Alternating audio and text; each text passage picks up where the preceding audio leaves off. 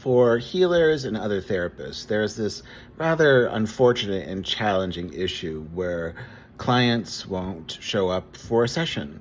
Maybe they're late, or they're repetitively late, or they have a hard time finding the place, or they get constantly rescheduling.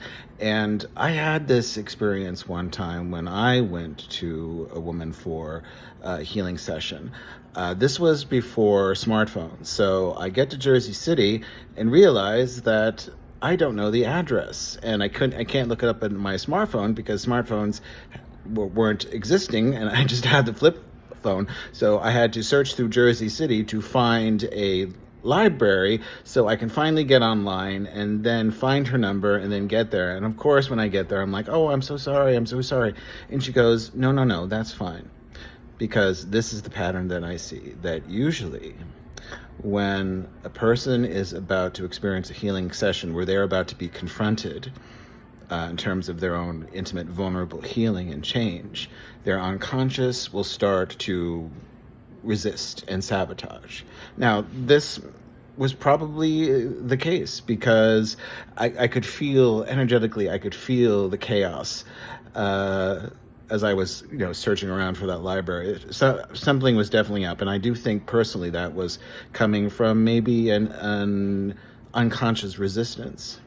And I take that little bit of info with my healing sessions. Just today, a woman had to reschedule now for the third time. So I've been waiting around her for a while. And all I can do is trust my intuition when it comes to whether or not this woman will come. And I just sensed into it. And I was like, my intuition went, no, she will be there. Trust this. And that's probably the most important part. Trust your intuition. Because sometimes that's the case. Sometimes the timing is off. Sometimes there is an unconscious resistance. But it's not always the case in terms of what you have to trust. Because there was this one client. He came in for a healing session. Just broken up with his boyfriend. But he made it a point to be repeatedly late. Over and over. And my intuition was not trusting this because it felt like that was definitely feeling like self-sabotage. And then when he did this probably for the fourth or fifth time, I said, that's it. Okay, I don't appreciate you doing this to me. And did he say, I'm sorry or apologize? No. He started to gaslight more. And I'm saying, all I'm simply saying here is I don't appreciate being disrespected with you being inconsiderate with my professional time. Did he comprehend that? No. He just kept gaslighting me, making excuses.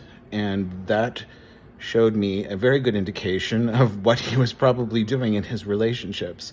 So this is a very good thing to abide by. Maybe if you're a professional therapist, but also if you're an energy healer like myself, really get into a sense of when a person is resisting or finding ways to not make it to the session, just tune in intuitively to see whether there's a resistance, and tune in as to whether you can work on that and resolve that or not. It's a very interesting perspective.